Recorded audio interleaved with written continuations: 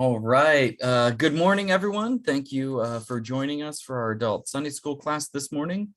We are fortunate enough to have Denise Kettering-Lane, who is a professor at Bethany Theological Seminary, who will be sharing with us this morning. I'm going to go ahead and let you introduce yourself and introduce the topic this morning, but I did just want to say thank you for taking the time to be with us. We're really excited to have you with us. It's always great when you're able to be here. And we look forward to our time together. So thank you. Okay, great. So like Jason said, I'm Denise. I teach Brethren Studies at Bethany. So Church of the Brethren History, Church of the Brethren Theology, those sorts of things. And so Jason asked me to talk a little bit about the topic of brethren and race, which is something that I'm going to be doing a day with SVMC for CEUs on in a couple of weeks in the first week of November. And so this is kind of a little bit of what I've learned as I've prepared for that. So I'm going to talk for a little while, and then if you have questions, I will do my best to answer them. This is a relatively new area for me to study, and largely came about because a lot of our students in the past 5 to 6 years, as our country has been sort of reckoning with how we have dealt with race and racial issues in our past and in our history, that topic has really come to the fore. And a lot of our students have wondered, well, what about the brethren?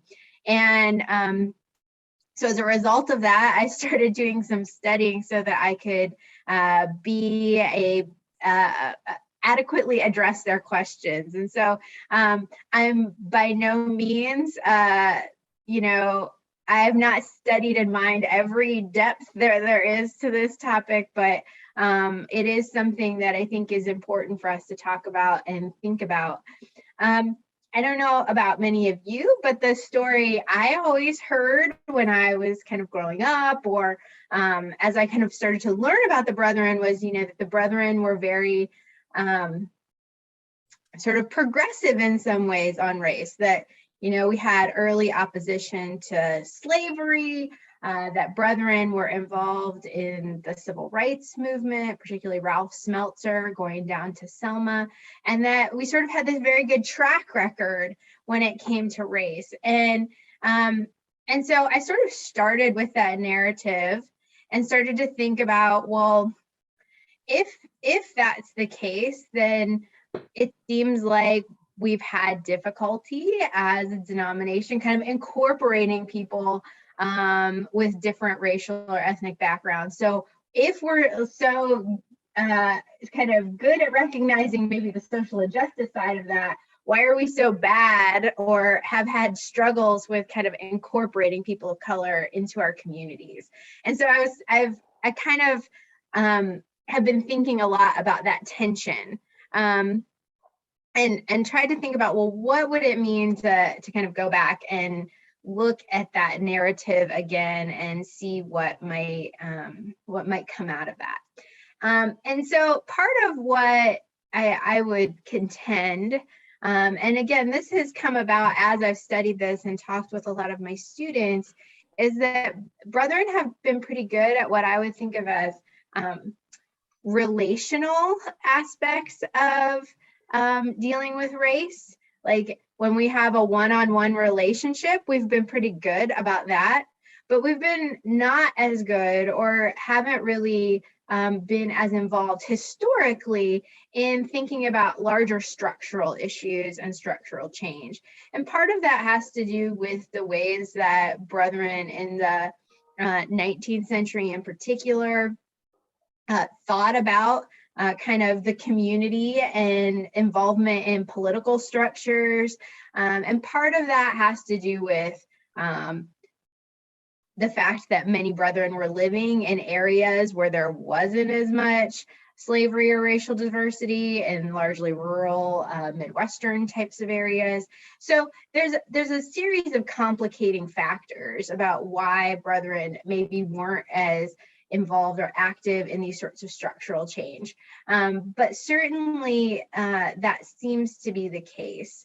So I'm going to review a little bit of some things about brethren's reaction to slavery, and then a little bit about, we'll see how much time we have here, but a little bit about maybe what happened kind of after the Civil War, and then once we get into the Civil Rights Movement. So we're mainly dealing here with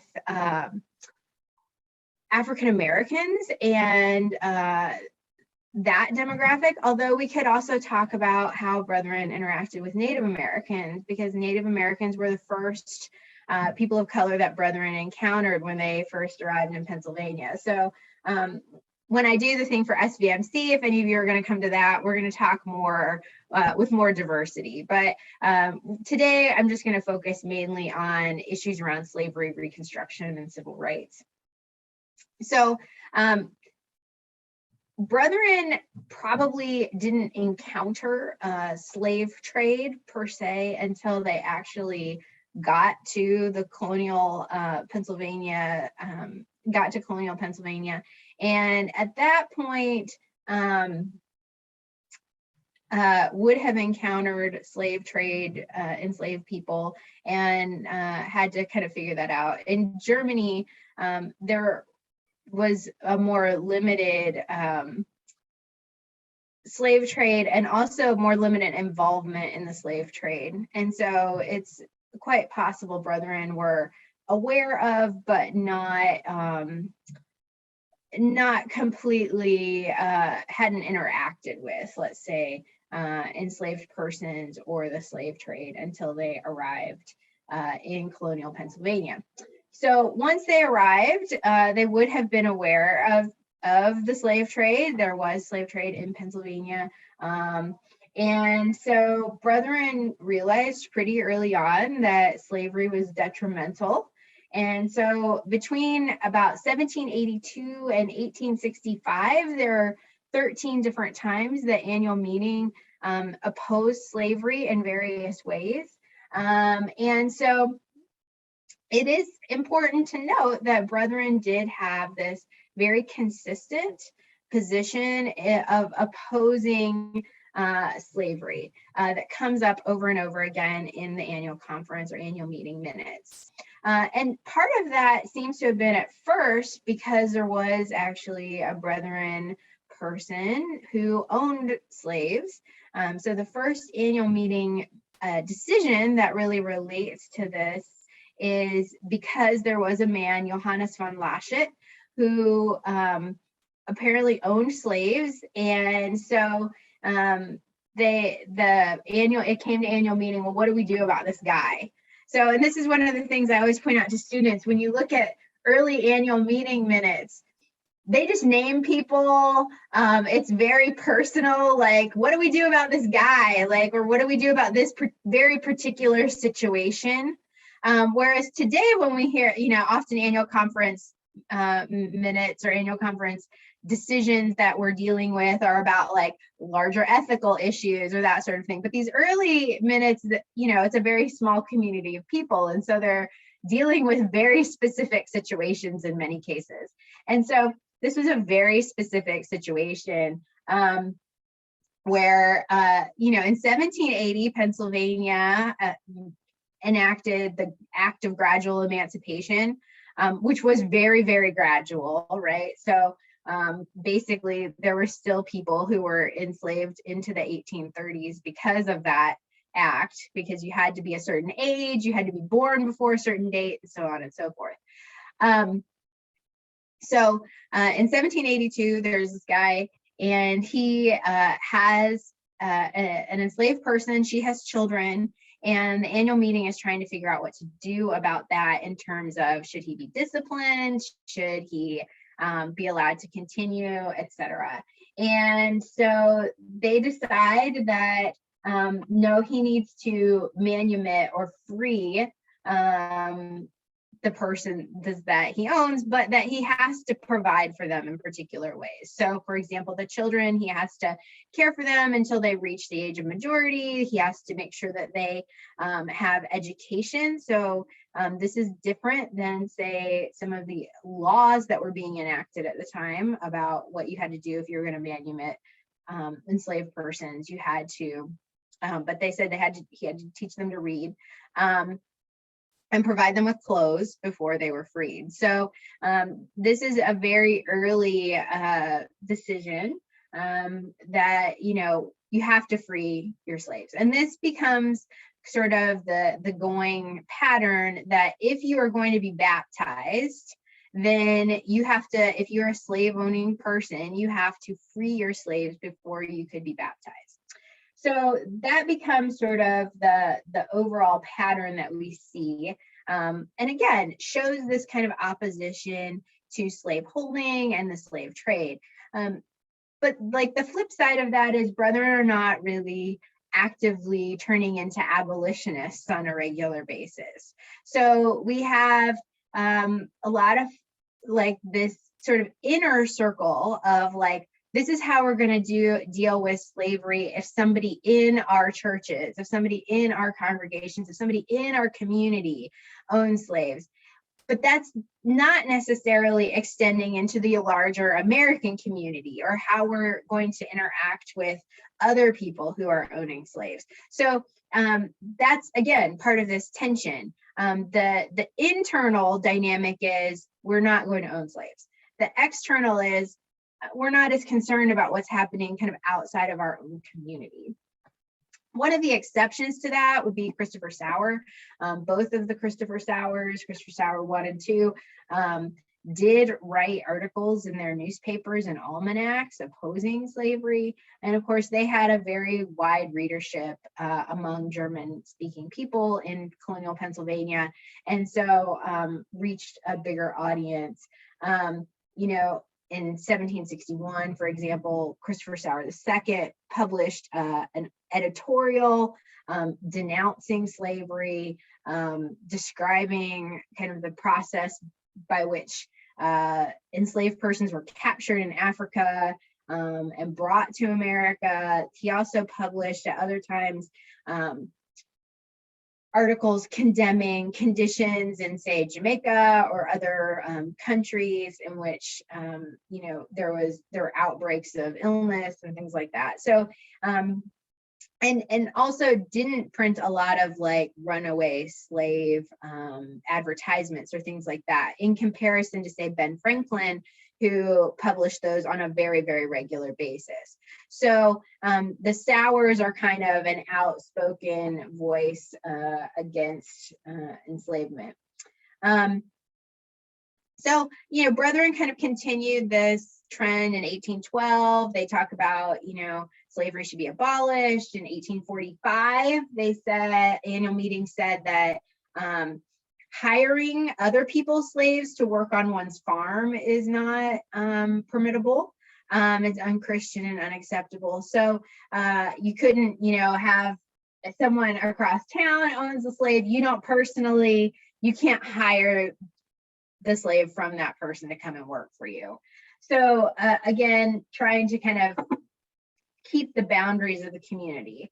There's a great article that Jeff Bach wrote a couple of years ago about it's called The Unchristian Negro Slave Trade, in which he traces out like cases where there were some brethren though who did own slaves, and kind of what happened to them and how they interacted with the slave trade system, which in some cases was different than the larger cultural expectations. So I would commend that article to you if you're interested. It's in Brethren, Life and Thought.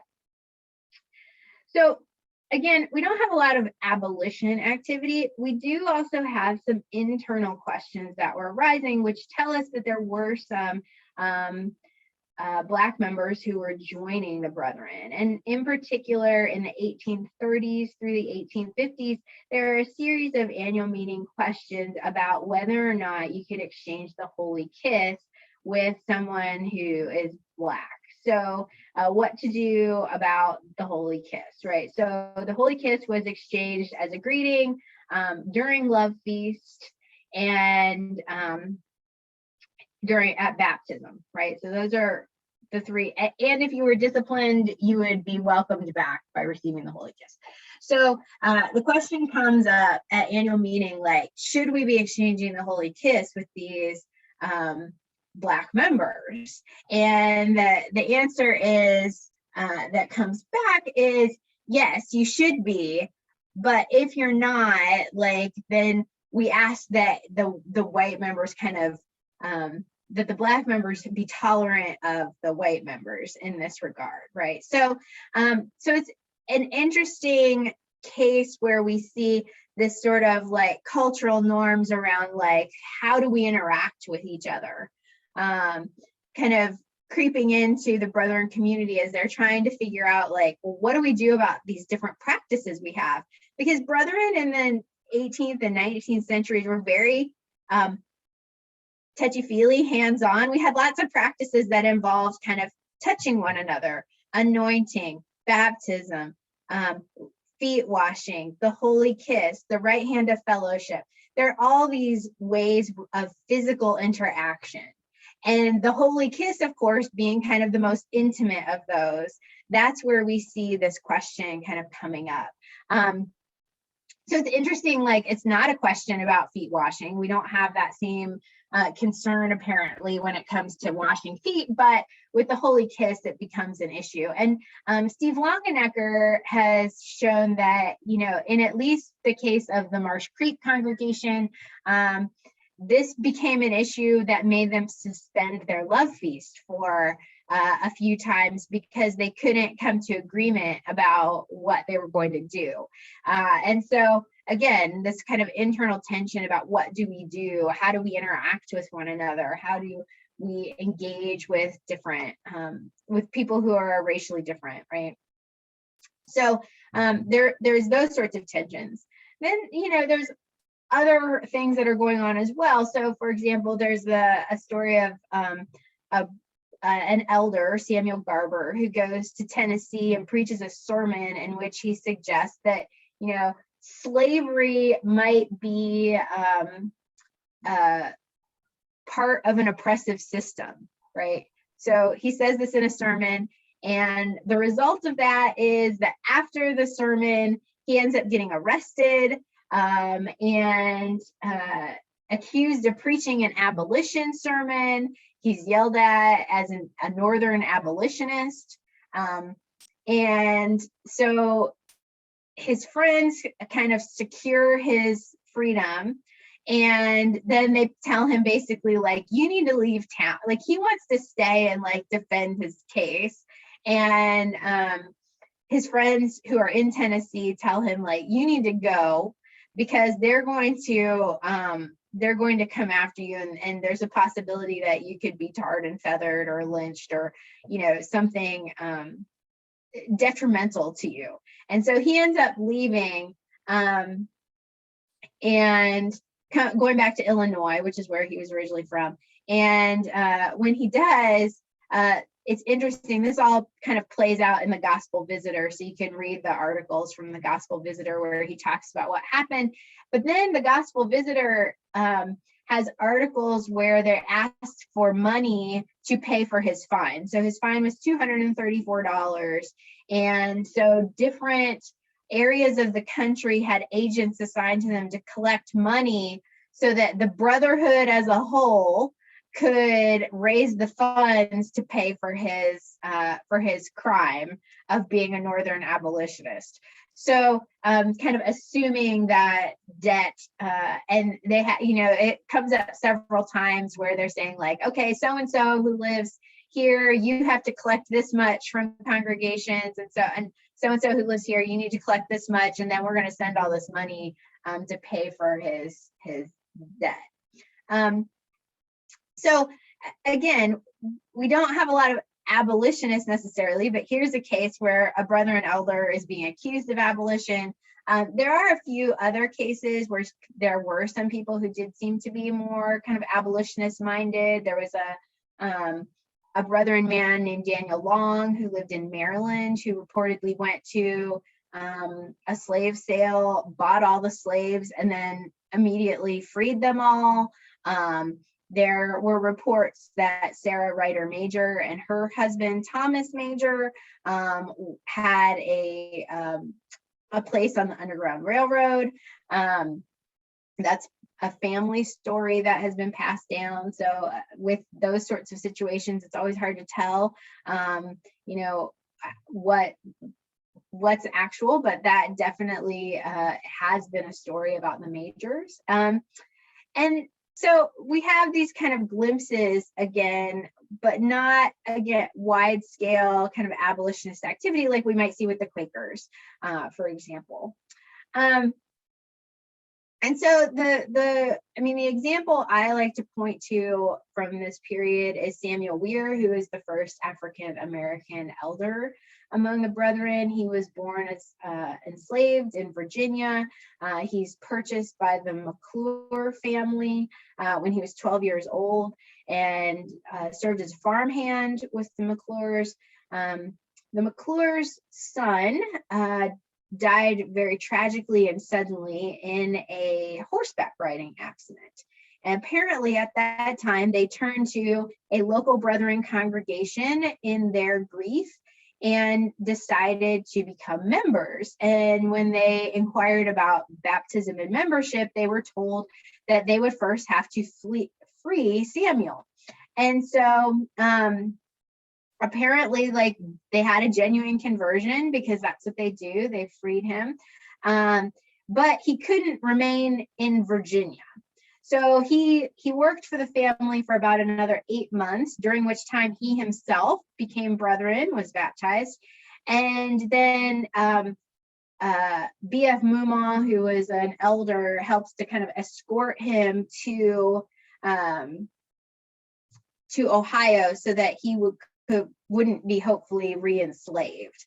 And so he gets to Ohio. He ends up being a farmhand for a while. He learns to read and write. And eventually he becomes, he's recognized as having these gifts and for ministry, and he becomes a minister. But the Brethren, they make him a minister, and then they basically tell him, like, but you need to go serve among the Black people, rather than you need to,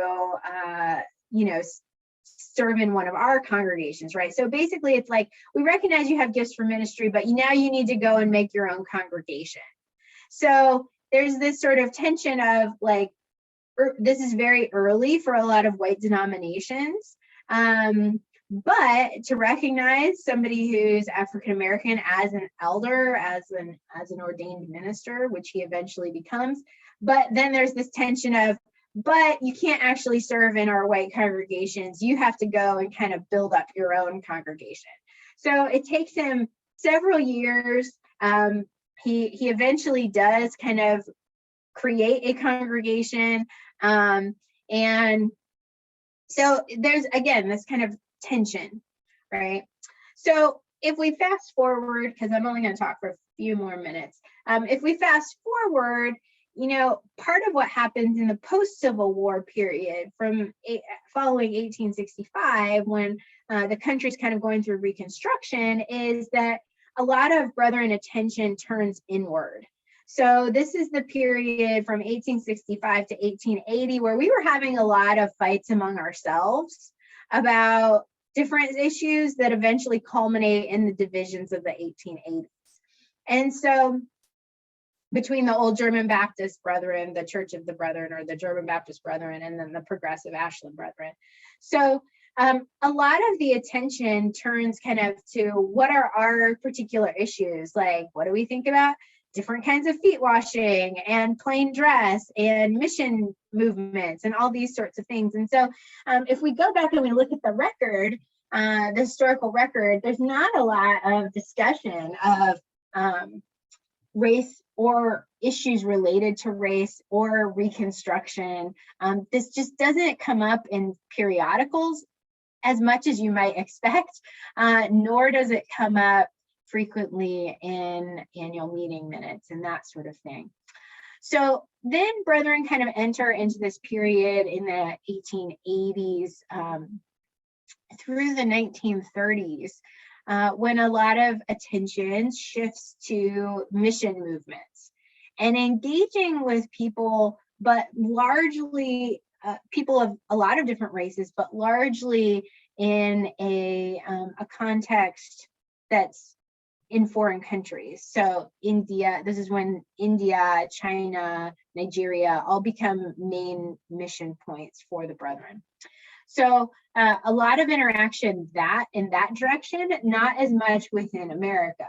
One of the standout cases would be Maddie Cunningham Dolby, who is one of the first African-American. She and her brother are the first African-American students at Manchester College. They just announced that they're renaming the student center, I believe, after them. She goes as a home missionary down to Arkansas to start a school for African-American children. And so there are lots of letters actually from her or reports that she gives in the several years that she's down there in the Missionary Visitor magazine, where she talks about the difficulties of trying to start this school. And, you know, her big issue is that she never feels like she has enough funding to do what she would like to do or what she needs to do. And so she ends up coming back largely because she contracted a series of illnesses, comes back to the Midwest, and becomes one of the early licensed female pastors. So again, this sort of relational aspect that it kind of is a standout, but she's sort of also the only one. And eventually she and her husband end up leaving the Brethren because they are considered unwelcome at a congregation in Southern Ohio. So if you're interested in her, Nick Patler just recently published an article in Brethren Life and Thought that's actually on Brethren Life and Thought website that you can read. Again, if you're interested about her and her life and some of the different interactions she had. So then we kind of, again, fast forwarding a little bit, we get to the 1940s, and the Brethren have this resolution in 1945 that talks about creating an interracial brotherhood. It notes various forms of racism that are being observed within the church and society. It urges congregations to become more aware of race problems and help those suffering from racism. And so, again, we see this sort of social justice aspect, but it's unclear like what that actually manifested as within congregations. Likewise, once we get to the 1960s, there's lots of messenger articles about race and racism, but we don't know to the extent to which a lot of Brethren congregations were necessarily engaging in the civil rights era protests. We know Ralph Smeltzer notably worked as a mediator in Selma, Alabama, to try to bring some measure of communication between some of the parties that were involved there. And we know, there were people who were at Martin Luther King Jr.'s March on Washington. So we have, again, these kind of glimpses, but not kind of a full picture. And so part of what I think we need to think about is how do we take this kind of mixed history that we have, where Brethren, I think, have done a decent job at times of calling out kind of the social injustice piece of it, of racism. But then how do we kind of translate that into some sort of interaction with or recognition of some of the structural pieces that we haven't been as good at identifying. So for example, like income inequality, these sorts of things. So I'm going to stop there and see if people have questions or other topics you want to talk about or things you would like to share.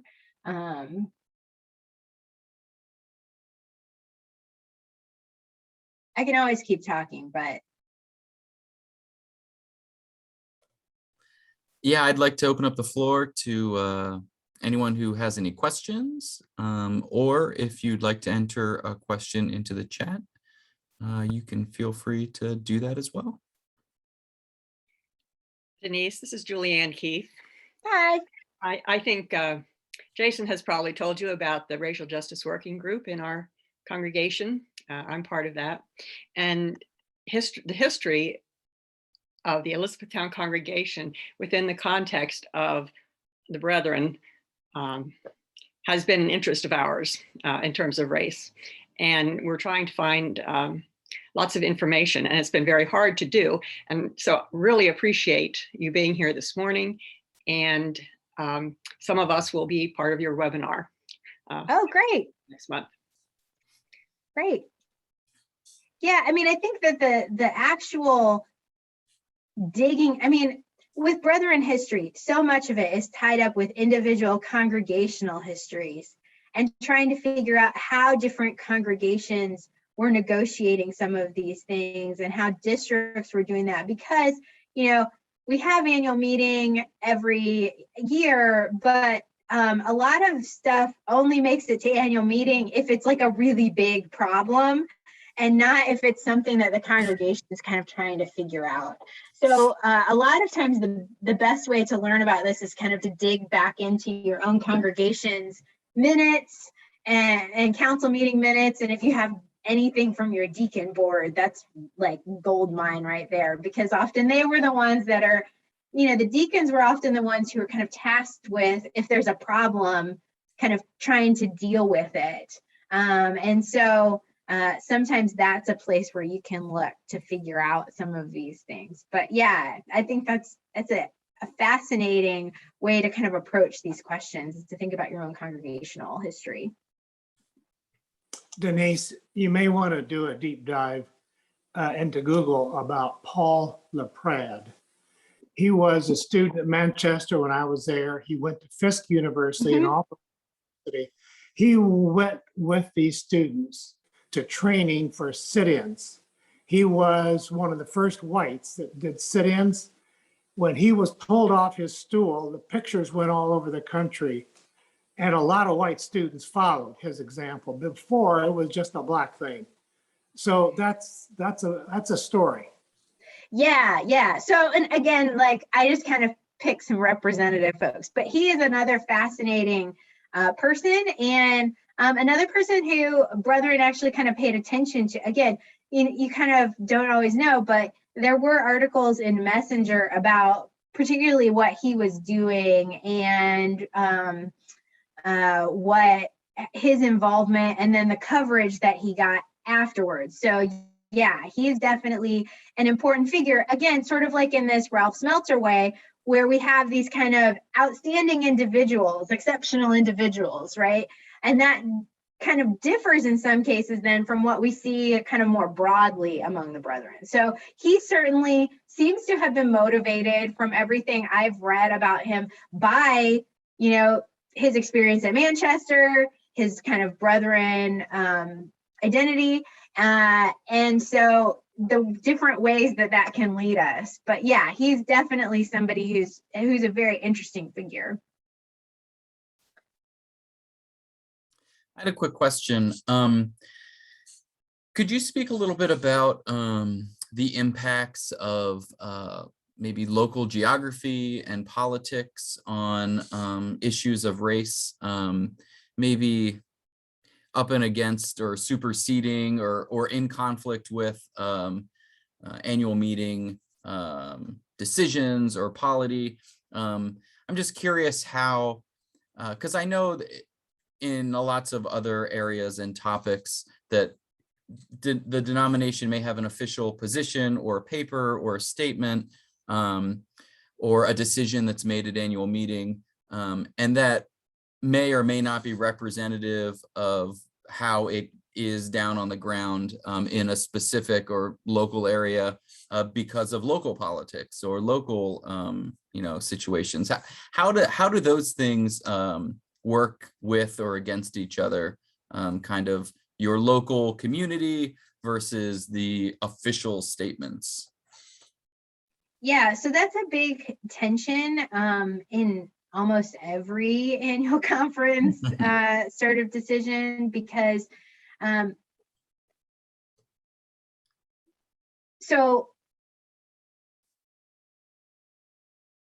okay, yeah. So I have like 6 things in my head right now. I'm trying to sort the order I want to say them.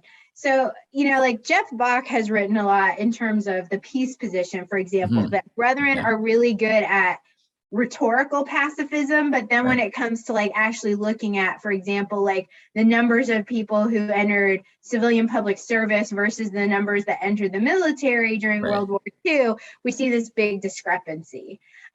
And I would say in the same way that kind of plays out a bit in when it comes to the race dynamics as well. So for example, in 1963, Brethren passed this really great, had this really great annual conference statement, and it's called something like, it's time to heal our racial brokenness, or something like this. Yeah, the time is now to heal our racial brokenness. And if you read this paper, the rhetorical force of it is really powerful. And it's really, it talks about like confronting the sins of racism within our communities, within ourselves. It talks about how we can work for racial justice. And, local churches are urged to kind of accept members regardless of race. And, the fact that this is in 1963, it's a little bit before we kind of get to the height of the civil rights movement. And so it's a little bit early in that regard. The Brethren are kind of, on the front end of this, and some of the statements in it are really powerful. But the fact that we don't hear a lot more about this statement, or we don't hear about it very much, seems to indicate that like in local context, and the fact that they have to say like local congregations need to accept anybody regardless of race, seems to indicate that maybe there were some local congregations who weren't accepting everybody regardless of race. And so we have this kind of ongoing tension between the rhetoric that we hear at annual conference and then the reality of many congregations. And I think that the other piece is, unlike other denominations, a lot of Brethren congregations were not located in the South. There were early Brethren congregations in the colonial period that were down into like North Carolina, South Carolina, and so forth. But there were not a ton of congregations that were in the deep South. They tended to keep moving westward. And so there were a few, like in the whole state of Louisiana, over the course of Brethren history, there have been 4 congregations. There's currently 1. When I lived in Georgia, 0 Brethren congregations in the whole state of Georgia. So, Brethren were not located largely in the deep South.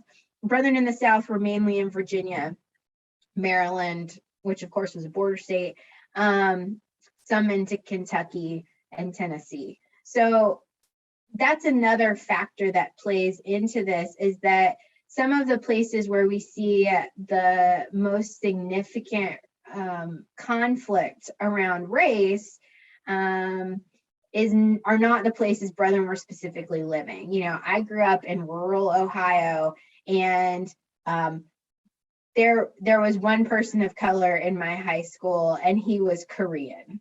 Or one person who had a different racial ethnic identity. He was Korean. There were probably people that I went to high school with who didn't know African Americans, who didn't know a Black person personally. I think that's another factor, is that because a lot of congregations were located in predominantly rural areas, that played into some of these conversations as well. That was a tension. I think the thing that has surprised me is that as we see people kind of moving north with the Great Migration, there was not as much discussion of that in either annual meeting minutes or in the messenger or other publications as I thought there might be with people kind of moving northward. But yeah, there's always this sort of tension between how do we do these things. And there were some efforts in the early 20th century to plant congregations in urban settings. So like Detroit, Chicago, LA were three places where Brethren tried to do these congregation plants.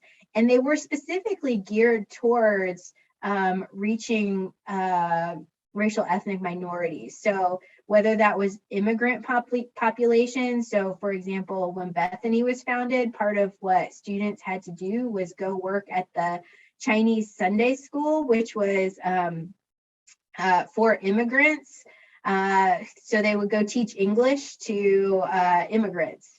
And so there was like this kind of practice that you were putting into place to work with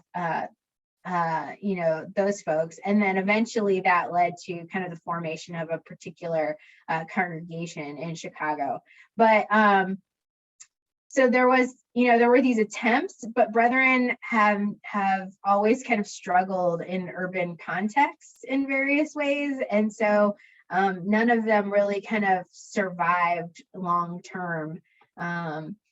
Brooklyn would be the Brooklyn congregation, which is kind of fascinating. It was started largely as an outreach to Italian immigrants, and now it's largely a Hispanic congregation, right? So when I worked at the archives, they sent us a stack of hymnals that were all in Italian because they were like, we can't use these anymore. Like our neighborhood has changed basically. So, that was one that was successful, but has, the neighborhood changed and the demographics changed. And so they were like, well, here, this is kind of like a piece of our past, but like nobody here uses these. We don't want to just throw them away. So I don't know how much that answers your question, but it's you put your finger on kind of one of the tensions that you have to wrestle with always in Brethren history. Other questions? I think that there are several people here who like myself, did not grow up in the Church of the Brethren. For our information, can you talk a little bit more about the Brethren involvement in the civil rights movement during that era? Yeah, so again, we had these sort of annual conference statements from the 1960s, and I think that so there's a couple factors that are going on. Brethren have always been more outspoken about sort of the peace position, and so because of the war in Vietnam, there was a lot more coverage of what was going on in Vietnam in a lot of our historical documents than there is of some of the stuff that was going on regarding race. But that said, I think, again, the most significant thing that happened is that we know that Brethren were involved in some of these key civil rights activities, like Ralph Smeltzer, who was working for the General Board at various points, goes down to Selma and serves as a negotiator. We know that there were congregations who were involved in civil rights activities. Martin Luther King Jr. Came to Brethren campuses. I know he was at Manchester and preached. He also had an office in the Chicago Church of the Brethren. So there's actually a window of him, a stained glass window of him in the Chicago church, because he had an office there. So there were these sort of like touch points with the civil rights movement, but there wasn't, and in Messenger you have, and also in the Brethren publication that's called The Leader, which was mainly for pastors, you have like repeated calls, you have articles on, like, there were a series of articles called like Black and Brethren, which were kind of trying to highlight people who were African American, who had been involved in the Brethren movement over time. So you have those sorts of things, but a lot of it comes down to like what was happening in local settings. So we have kind of the rhetorical piece again, where Brethren were advocating for civil rights. We have people who are, by this time we had a Washington office, and so there was some lobbying activity on behalf of civil rights legislation and those sorts of things. We have people who are attending civil rights marches, or like Ralph mentioned, who are engaging in sit-in activities, but these tend to be sort of individuals or individual congregations that are involved, like the Washington City congregation, as opposed to kind of large, like widespread kind of Brethren outcry around civil rights.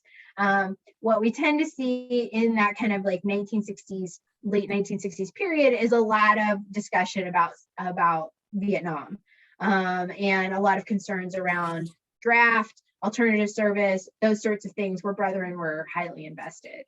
So I hope that helps kind of give a little bit of context around civil rights.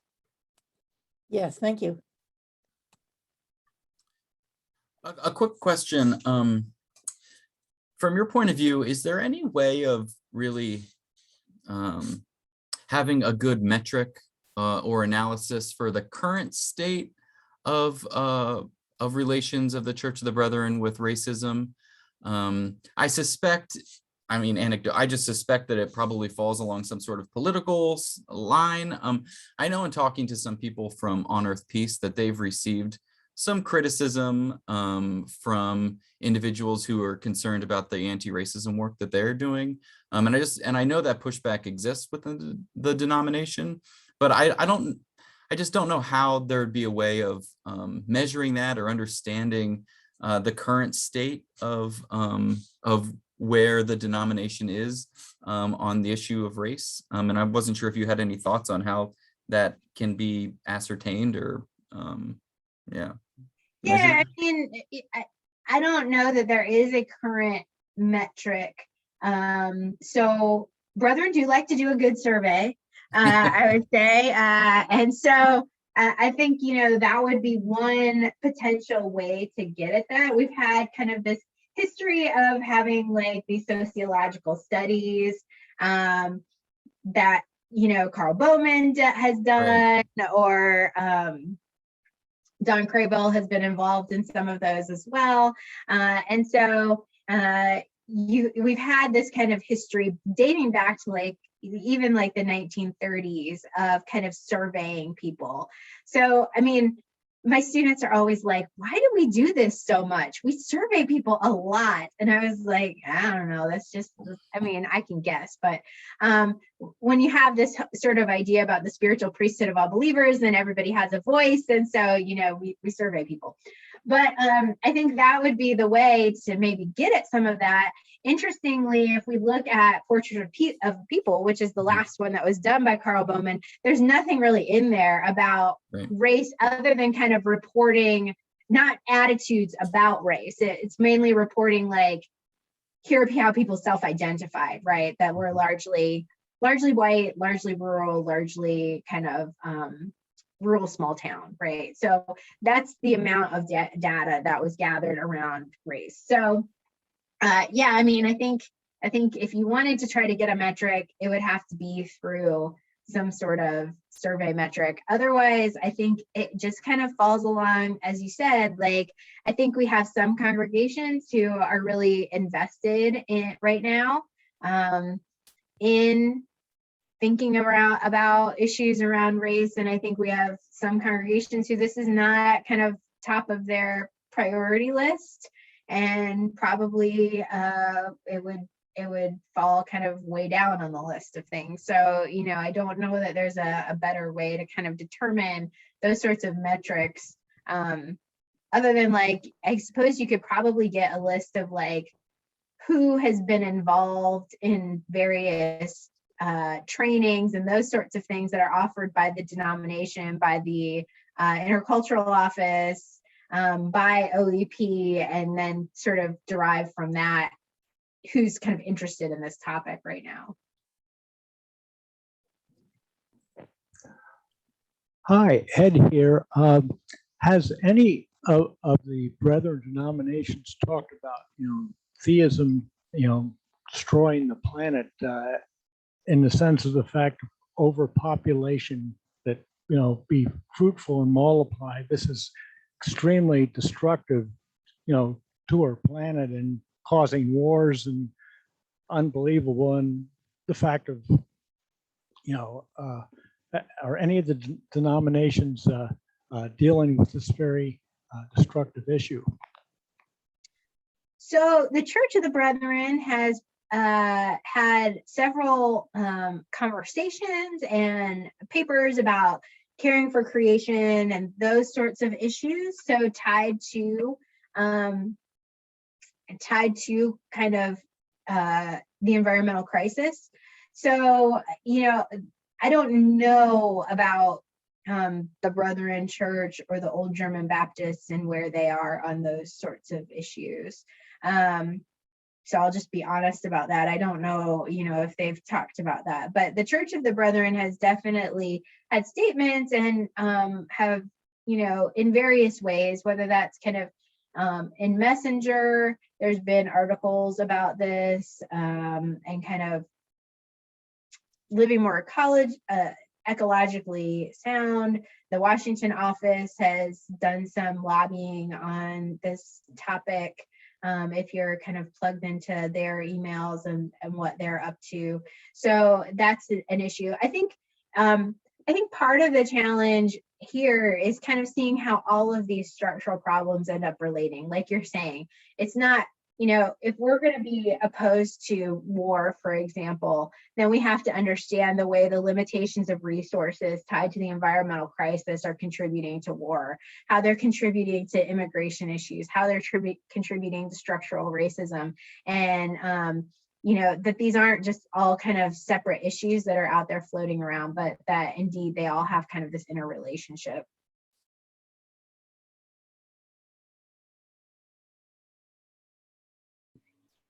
Denise, this is Julie again. Uh-huh. In relation to your possible suggestion of surveys, in surveys in general,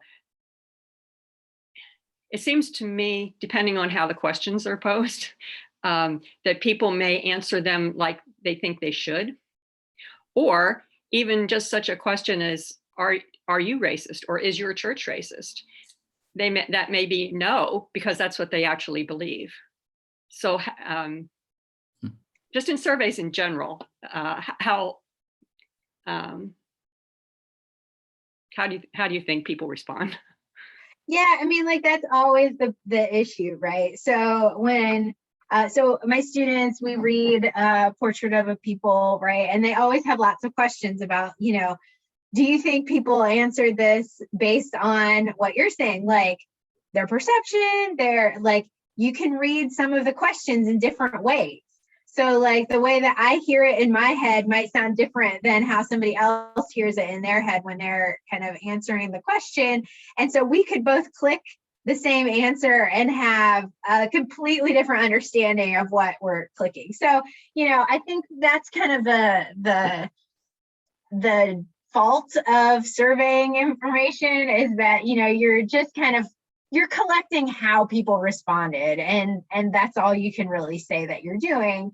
But that is kind of, I don't know if there's another way to get at that metric. But yeah, like I think you're highlighting there are always some issues with this kind of survey data in terms of well, why did they pick that? There's some things that you're like, oh, is that just the first one on the list? And they were like, oh, okay, I agree with that one. And they click it and then they move on, right? So, with Portrait of a People, one of the things that you can notice is that in some occasions there were like, click as many of these things as you want, right? Or pick as many as you want off the list. Well, there's some that get like a lot of response. And it was like, oh, well, did people just say like, well, I agree with number one, and then they didn't keep reading down the list? Or is it, that they really just only agreed with the first one or whatever? So, there's also that sort of, did they read the instructions properly? So yeah, I mean, there's always problems with that sort of data. I'm just not sure how else you would kind of get the kind of information that Jason was asking about.